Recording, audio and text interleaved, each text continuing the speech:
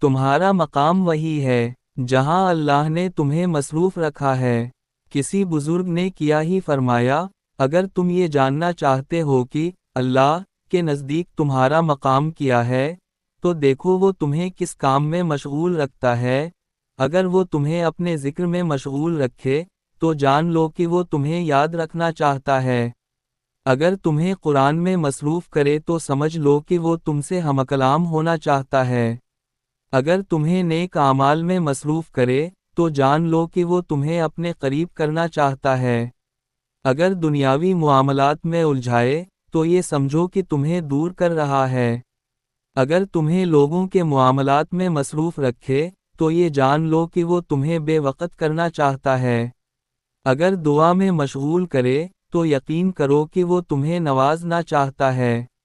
اگر فائدہ مند علم میں مصروف کرے تو وہ چاہتا ہے کہ تم اس کی معرفت حاصل کرو۔ اگر تمہیں جہاد فی سبیل اللہ میں لگائے تو وہ تمہیں اپنے لیے چنا چاہتا ہے۔ اگر خدمت خلق اور بھلائی کے کاموں میں مشغول کرے تو جان لو کہ وہ تمہیں اپنی محبت والے کاموں میں لگا رہا ہے۔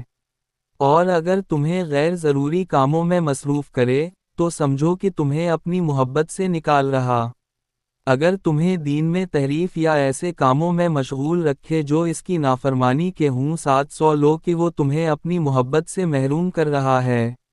اور اگر تمہیں اپنے بندوں کو تکلیف اور انہیں اور اذیت پہنچانے میں مصروف رہنے دے تو جان لو کہ تمہیں شمیر سے محروم کیا جا رہا۔